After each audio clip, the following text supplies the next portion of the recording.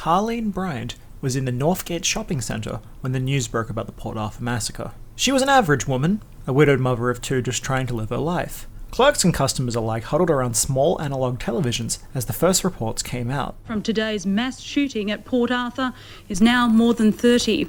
The standoff remains with the gunman holed up in a house with 3 hostages. The situation remains tense at the Port Arthur site. Police surrounding the bed and breakfast lodge where the gunman has 3 people hostage. Why he's done this, no one knows, but if he's done it to make some point in life, he's made that point. Now's the time to come out and avoid any more bloodshed. Carleen says that she felt sick to her stomach, as every other Tasmanian and Australian felt in that moment. But a small unthinkable thought flashed across her mind. Where is my son? She had been with him and his new girlfriend Petra the night before. My son seemed quieter than usual, and they did not stay long. As she desperately replayed the evening again and again in her mind, strange thoughts began to ruminate. She finished her shopping and drove back to her Lenna Valley home, all the while listening to the radio. The body count began to climb. 5 turned into a dozen, and then 20. Every time the radio updated, your jaw just dropped further. She began to panic. She called Petra as soon as she got home. We have this idea around paranoia. If a person spends a lot of time worrying about something terrible happening to them, then, if it does, they will likely feel validated in that moment. At least I wasn't worrying about nothing. Imagine the conspiracy theorist who suspects that the government is following them. Then, they finally find the monitoring van. Would they feel relief? No. Absolutely not. In fact, they would only feel more afraid. Carleen grew ever more agitated when Petra returned her feelings. The both of them can't be that paranoid. A spiral had begun that they would both never be able to escape for the rest of their lives. At 8 p.m, an assertive thump on her front door roused her out of her haze.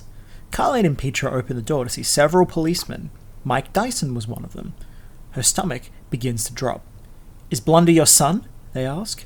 Her stomach goes into freefall. She was taken into questioning at the Hobart police station in Liverpool Street. The officers bombarded me with questions about my son's big house in Newtown and his overseas trips. They told me that they believed he may be implicated in the shocking incidences that occurred in Port Arthur. My initial and immediate thoughts were that this scenario was not at all possible. It was like a relentless invasion of something foreign to what I knew. Numbness and disbelief gripped me, and I have no recollection of how long the questioning by the police continued. It was her 28-year-old son that was the man who did Australia's worst massacre by a single gunman. How could anyone just take this news and then process it? The 2 women, connected by a man they both cared for, spent the rest of the sleepless evening in each other's company.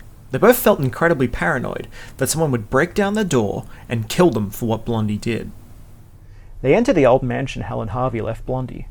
The police report several weapons had been found in different drawers and crevices. They continue to find gun paraphernalia around the property. She knew about the air rifle Maurice got him when he was 15. But this is insane. He'd lived there for years. She didn't know it very well.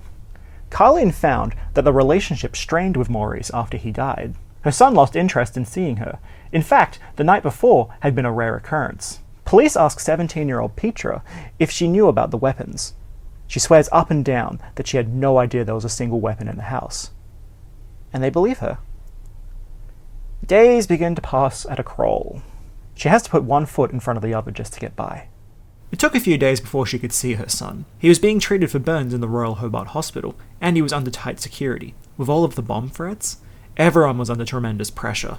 When I was finally allowed to see him, I saw my son, badly burned in the seascape fire and still in great pain, bound to the wheelchair by leather straps. Carleen asked if she could remove the painful straps from her son's arms. The assigned police officers refused. Blondie was not a kind prisoner in hospital. While he was heavily sedated in the first few days to help him deal with the severe pain, he was still lucid. According to one of the officers who guarded him, Phil Pike, "As I chatted with one of the prison officers who lived in my hometown, I was aware Blondie was watching me intently. Looking towards him, Blondie slowly closed his eyes as if he was falling asleep. When I looked away, he fixed me with a stare I described as pure evil. This was the killer, the person I knew was capable of having carried out those murders. It was at that point there was no doubt in my mind he had committed this crime." Carleen never saw these stare-downs, but from her perspective, these antagonistic interactions with the police just upset her greatly. She thought the police were being too tough on him in that moment. Now, of course, directly after the massacre, you're not going to properly understand the gravity of the whole thing. It doesn't take too long, however, before she realizes that the wounded were just down the corridor, and the dead were in the mortuary below. She has to leave. Australians have rarely grieved in such numbers. Tasmanians have been united in prayer all week, and today they were joined by millions as the nation struggled to comprehend the atrocities of Port Arthur. A multi-denominational memorial service at Hobart St David's Anglican Cathedral gave thousands their first chance to share the sadness. What no one knew at that service was that the mother of the accused was attending inside the church.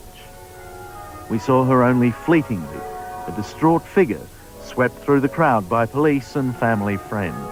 And she feels a compulsion to apologise to the entire state. She writes a letter to the ABC. And the mother of the alleged gunman has tonight issued a statement through her solicitors. Carleen Bryant has been in hiding since Sunday's shootings. She wrote to the ABC in Hobart, expressing deep felt sympathy for the 35 victims and their families. She says the incident has been very traumatic for her. She now wants to be left alone. In all that time, few people ever came to visit. Well, I can't ever see anybody turn up except his mum. I've spoken to her a couple of times. I feel very, very sorry for his mum. She seemed like a lovely lady. Today she was being visited by family friends and is said to be devastated. John Bors, The Night. The events at Port Arthur generated an enormous load of information with enormous implications. My entire heart went out to all those innocent victims and their families for the awful trauma that they were facing. But on the other hand, it seemed to me as if I were being required to answer for these terrible crimes. In effect, I was being implicated in the events at Port Arthur because I was his mother. This is such a human response. She describes the events of Port Arthur playing out like an awful drama that she'd see on television. It's not her fault, but people are going to hold her responsible for her son's actions. People assumed that she must have beat him for him to have turned out that way. It's petty and it's misogynistic and it's unfair. And from this period, she mainly remembers the pain and the lonely evenings. She was suicidal, and if not for her immediate family, who knows? She's not the only Bryant who is suffering, though. Carleen's only daughter, Lindy, was in West Australia, and she was also thrown through the gambit. At the time of the massacre, Lindy was living and working in Western Australia. Within days, she had journalists knocking on her door and trying to gain information from her about her family, and especially Blondie. Lindy refused to answer the door, and within a few days her friends helped her pack her belongings and relocate to try to escape the harassment from the media. Carleen hears that her son, a person she both loves and resents, pled not guilty to all 77 charges. It was sudden and not part of the plan. What is she to do? What can she do? As advised by the new lawyer, John Avery, she visits her son for the first time in Risdon Prison Hospital. She sees her son in bandages and a shaven head. He just barely regards her. She asks her son, then pleads with him to change the verdict. He tells her he did it, but he wants to explain why he did it to the judge, to the victims in the stands, to the media. I was wrestling with the emotions of everything that had happened. It had taken some time to realise the enormity of the destruction that had taken place on that fateful day.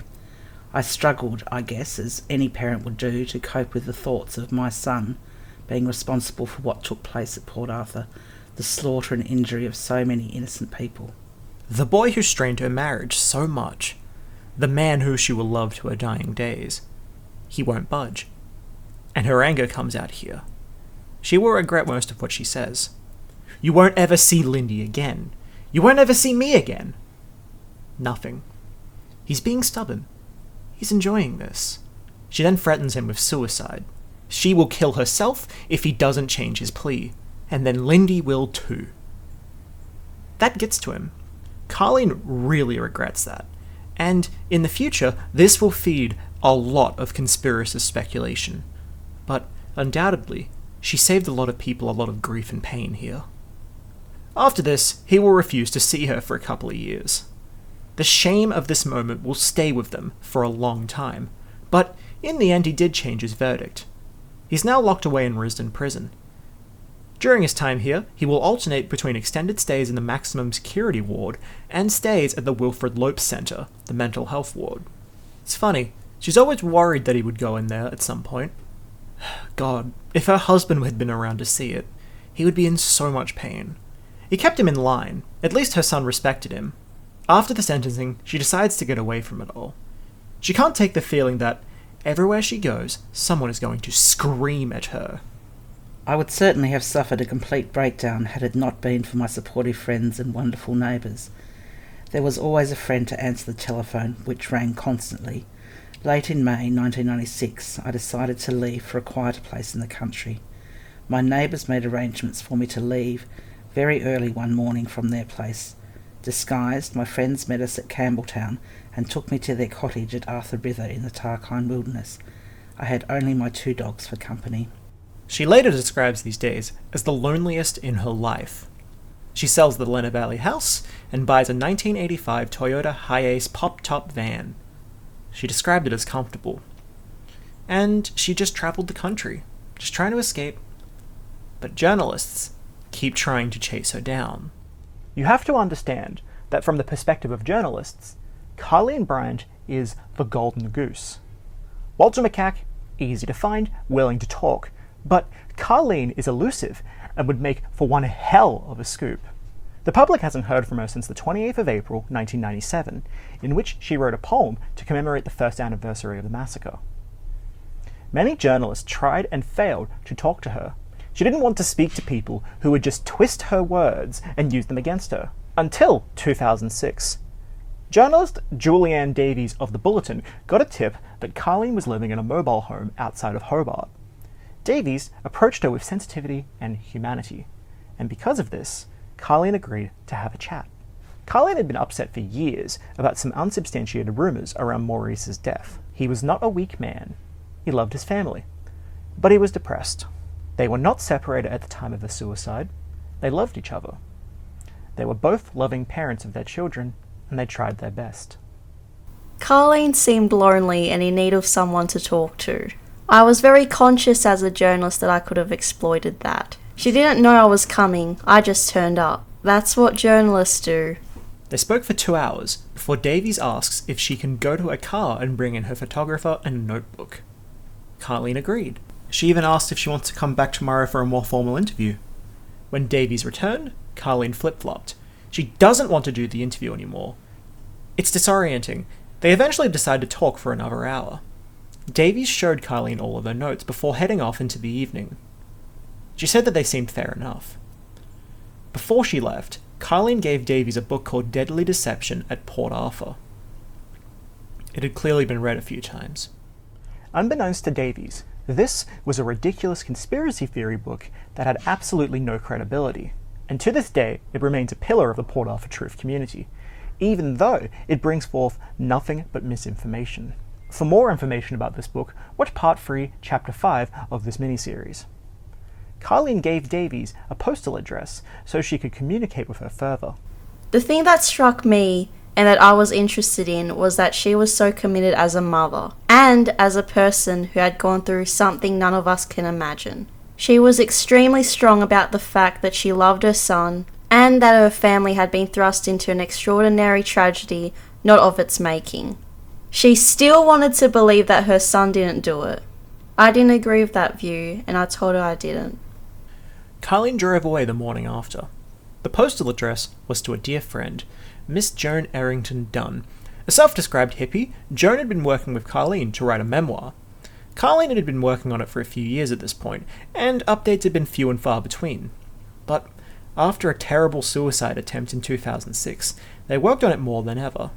Joan later said, "It prompted Carleen to tell her life story so that her words could not be altered to suit the agenda of others, as she said had happened so many times in the past. Carleen felt she had survived the suicide attempts for one purpose, to set the record straight about her family." Carleen felt as if the burden she carried with her might be lessened somewhat if the people of Tasmania knew her side of the story. She wanted everyone to know that she wasn't a bad person. She was not looking for pity, and she wanted everyone to regard her with some humanity, not with blanket hostility like she'd come to know. I was in fear of walking out of my door onto the street in fear of who would recognise me. I was always looking over my shoulder to see if people would recognise me as being mother. Joan finished reading the first 15,000-word draft. She thought it was a bit amateur. Carleen was just a civilian who worked at the Cadbury chocolate factory when the world went away from her. And because this manuscript was a bit messy, they decided to get in contact with some ghostwriters to spruce up the manuscript a little bit. The meeting was at West Point Casino. Both parties were optimistic for a potential partnership. It was awkward at first, as many interviews are. Carleen observed that the journalist didn't want to bring up the elephant in the room. She thought dancing around it just seemed silly. Joan had a wonderful assertive quality about her, so she gets straight to the point. And things warm up. The journalist couple couldn't help unnerving Carleen somewhat. What about your own family? We ask. At the mention of siblings, her body stiffens, and she's on guard again. Did you read my brother's letter, the one I photocopied for you? In their book, Born or Bred, Robert Wainwright and Paolo Totaro quote the final paragraph of this letter. It is brutal. In this family, the crime of the son has been laid squarely at the feet of his mother. The first of many cracks began to appear when Carleen was assertive that she wanted her book to talk about the conspiracy theories. The Fairfax journalists were categorically opposed. In the terrible decades since, Carleen Bryant continues to shelter with the inane writings of conspiracy theorists. Despite our blunt rejection of the possibility that her son is innocent, she says she still wants her story written, lifting the lid for the first time on the inner workings of the family. Weeks and months pass. The rift between the two parties sours. Carleen sent the journalists away with a draft of her unedited manuscript. This included family photos, not to be found anywhere else. Wainwright and Totaro found this to be a once-in-a-lifetime source, a goldmine. Maybe they could pivot to writing a book about the killer instead of his mother. Carleen rejects the new proposal. That doesn't stop the journalists. There are a myriad of reasons that all come together in one terrible moment. Was Bryant born a killer, or could he have been stopped? There were signposts all the way along. Well, as a child, he responded violently. He hit, he pinched, he was unpleasant, he said horrible things. He didn't register blood. You could see that there was no empathy, that the horror of what occurred around him was like a cartoon for him. Of major importance, they wanted her daughter to collaborate on the project. Carleen was steadfastly against this. She believed this new book would focus on some fantastical dysfunctional family instead of her. There remain many shades of grey to this decision. The media and the massacre is as philosophical as it is historical. Sonya Voumard meditates on journalistic ethics with intelligence and empathy. Her case study was the writing of Born or Bred. That is a book that I have referenced over a dozen times throughout this series. In fact, my copy is signed by Totaro herself. It was a random copy off of eBay, but it's still neat. It is generally considered to be the definitive source of all things Blondie. But it does have its problems. Understandably, Wainwright and Totaro wanted no association with the conspiracy theories surrounding the massacre. But having seen Carleen's personal material, it appears that they didn't want to completely walk away from her story. They therefore decided to go at it alone. According to Carleen Bryant, the two journalists she'd initially met as collaborators in telling her story ultimately went on and used her material for their own purposes. Words cannot describe how much Carleen was hurt by this decision.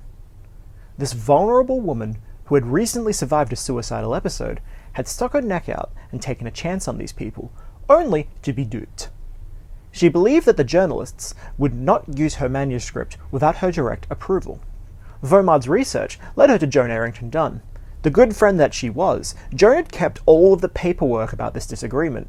Joan said regarding the conspiracy theories, "If you allow your imagination to run riot, how easy would it be for Blondie to be manipulated? I think I'm an intelligent woman. Don't go for conspiracy theories, never have. But even if the things that I've read make me question it, how would you feel as a mother?"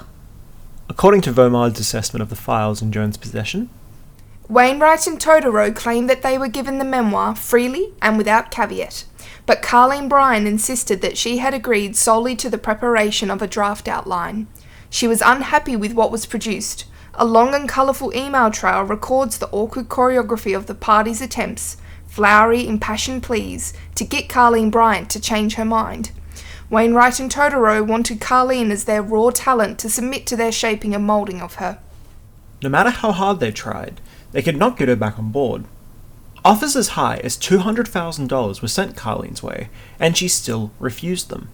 Remember, Carleen did not want any money for her story.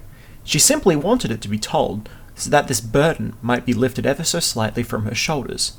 What she wanted was not for everyone to forgive her son, but for people to not tense up at the sight of her. This is one of the reasons why this story resonated with Voumard. During the course of her research, she visited Tasmania several times.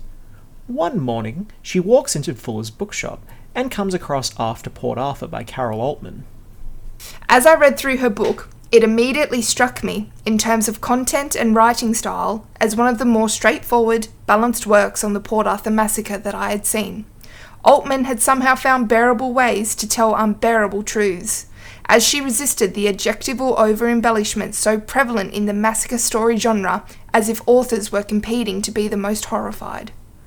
Altmann said of Wainwright and Totaro, "If the person you are interviewing thinks you are entering into a ghostwriting partnership that they, as subject, have control over the process, then that's very different to what you do as a journalist."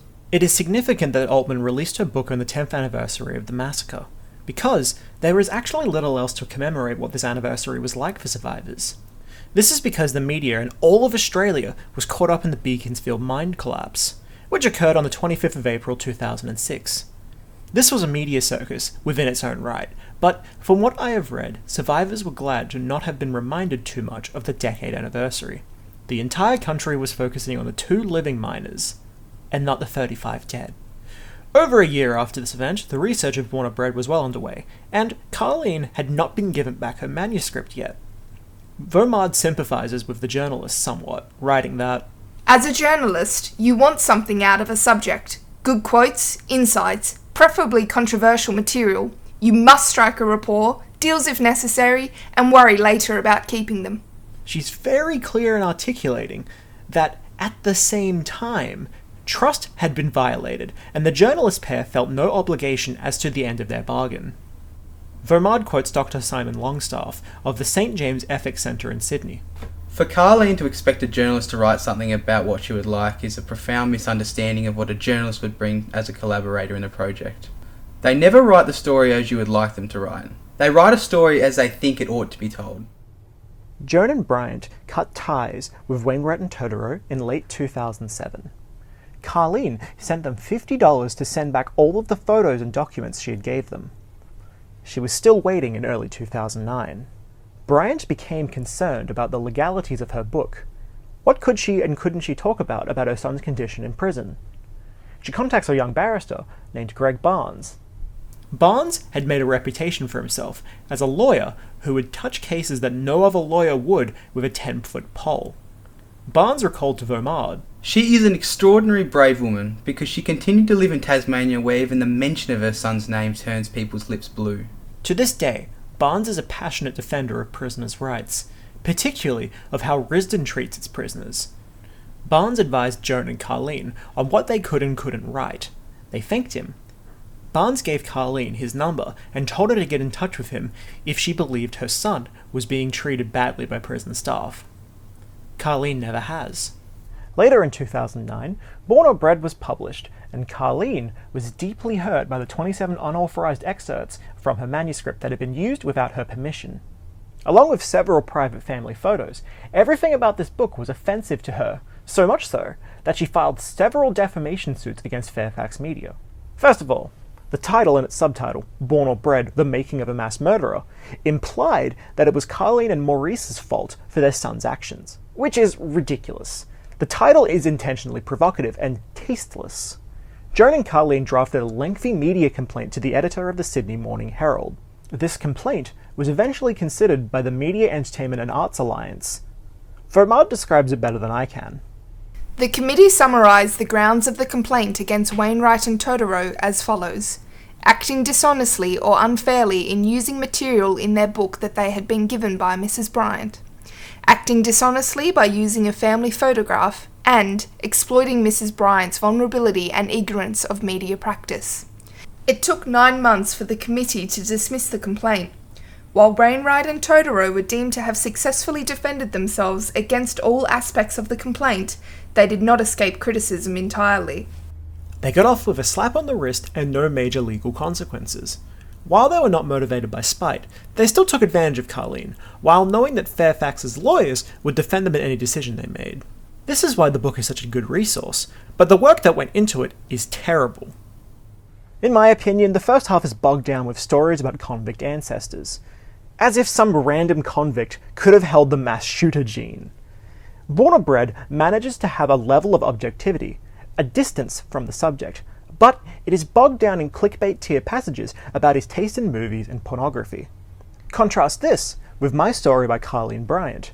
Released in 2010 and published by Luedecke Publishing, Michael Luedecke was an independent entrepreneur who approached Carleen to publish her manuscript. He thought himself as a bit of an amateur historian, and he thought that the book itself would be an important little piece of history.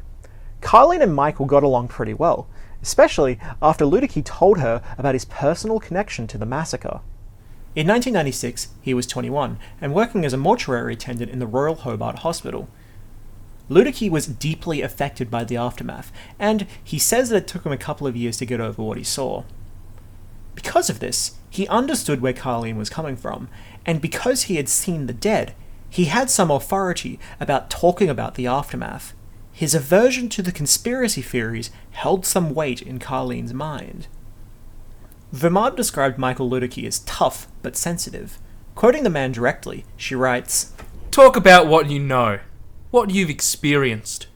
Don't even talk about the massacre. You weren't there. Talk about how it affected you.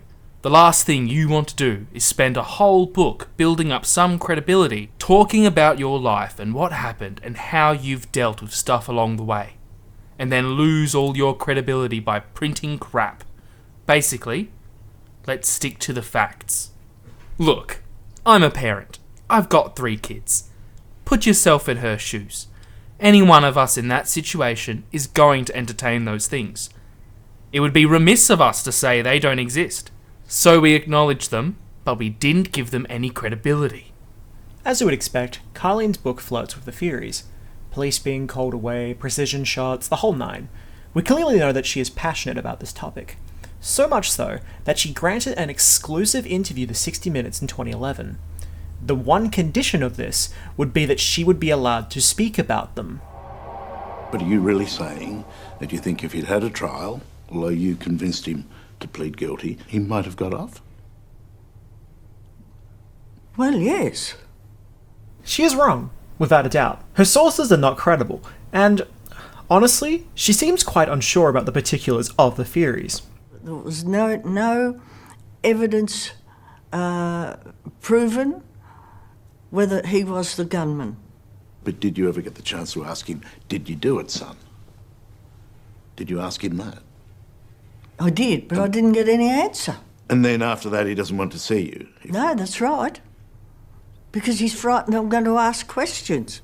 As I have demonstrated in part 3 of this series, the theories are quantity over quality. It doesn't matter if 1 or 2 of them don't stack up, because there is just so much of it. You can gesture at just about anything and still feel validated in your belief. A lot of people are saying he is innocent after all. This interview is a cornerstone of the Port Arthur narrative. It is by far and away the most widely seen piece of media related to it in the past decade, because, unsurprisingly, it caused a lot of controversy, especially on talkback radio. There is a bit of a misogynistic aspect here at play. We have a mother who is presented as completely blinded by her own love. Whatever else people say about you, you're a loyal mother. I am sure. I know there'll be a lot of people out there that'll be condemning me for even coming on this program, but I want to be able to help. So much so that she disregards the truth.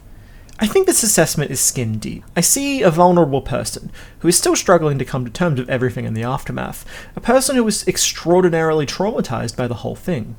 And my general impression of the entire interview with Carleen is that the conspiracy theories were not the main point, they were a small aspect. Most of what she talks about is what her book was about, her life, the quiet times before Port Arthur, the eccentricities of her bizarre son.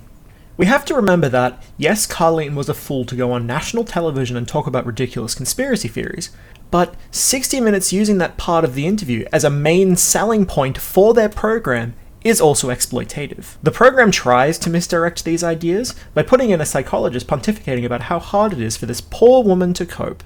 To have to live with what one's child has done and what has happened to one's child as a result must be a terrible burden. And one has to find, I suppose, some way of surviving. The interview with Carleen about her life would have been more than enough for the general audience. But, at the very least, Carleen did get to set the record straight. This interview was on her own terms. It's not 1996 anymore. She didn't have a camera shoved in her face without her consent. That, at the very least, is something to be happy about. But since then, people have said, you go out, you hold your head high, you've got nothing to be ashamed of. Now, Carleen's book is quite difficult to find. You can't buy it online, and the State Library of Tasmania only has one copy of it. The other one was, in fact, stolen. I only got my hands on the copy of this by pure chance. A major shout out to Swan's Mooner Bookshop. They specialise in finding rare books, and I am incredibly lucky to have my own copy. It is a book unlike anything else I've ever read before. Carleen's book mixes her life's biggest moments with its smallest in the skew buffet of an amateur memoirist. Its juxtapositions are often jarring, its tone when writing about her son sometimes so light-hearted as to suggest, many would think offensively, that he was no more than a naughty boy. But, delusions and clumsy writing aside, Carleen is authentic and heartbreaking in her honesty. We see people like Blondie as monsters. Monsters who spawn out of nowhere. They are manifestations of evil, and they cannot be stopped. But evil isn't real. Blondie was.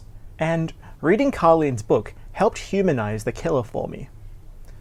I have a lot of respect for Carleen. So much so that I felt compelled to share her story here, because the only other place that you can hear this story is from the conspiracy theorists. Much like her son, this movement uses her as a symbol of injustice. I'm hesitant to say that their interest is not entirely disingenuous. There are small groups of people who want to help her get better access to her son in prison. But the underlying motivations of these conspiracists is not pure. They don't altruistically care about her life. They want their story to be true. This massive, sprawling lie that they construct to understand contemporary Australia could take or leave Carleen, honestly. She makes them feel more secure. This is the exact same thing they did to Wendy Skerr too. And they would drop Carleen if she changed her mind. The character assassination of people like John Avery or Mike Dyson, the accusations of pedophilia, and the desire for violent retribution would all be hurled against Carleen. So, by telling you this, I hope to share what makes her story special, all the while circumventing the grifters. I find her so interesting because, for the Carleens of the world, they have understandable motivations. I disagree, but I get it. After all was said and done, Carleen eventually settled with Fairfax for an insignificant sum, and she has been reportedly satisfied with the release of her memoir. I don't know if she still feels that burden, but I have to imagine that she's happier than she was a decade ago. There is an article from 2016 which claims that Carleen now believes her son is guilty. Since these words come from Michael Ludicky, they have some more weight than normal, but I'm not comfortable saying that she's completely given up on her belief in conspiracy categorically. And since Michael Ludicky passed away a couple of years ago, I cannot ask him. Carleen Bryant is a woman who does not want to be found, and I think that all journalists should respect that. She's a private citizen, she wanders Australia, a woman with no real home, a nomad with few ties, and she bears a tremendous amount of pain and suffering. But if this article is actually to be believed, how can someone who has invested this much in a conspiracy theory just give it up? How can you accept that you were so wrong about something and give up all of that motivated cognition? We'll have to find out in the next episode. To all humanity affected by the agony resulting from the horror inflicted on innocents at Port Arthur one deeply traumatic year ago. Of all people, I weep with you, with your bitter tears, with our suffering tears and with unique, unshareable tears of my own. With you I am worn out with grief, but we can try to live above it. Let us encourage one another by showing love. God is like that. He gives us the love we want to share. Hate can be overcome with love. As we have compassion and express it in practical ways, we will feel ourselves being healed. To overcome our tragedy, our best chance is to look forward with hope and overcome evil with goodness which comes from us, from God. Seeking healing with you, with all my compassion and love, Carleen Bryant.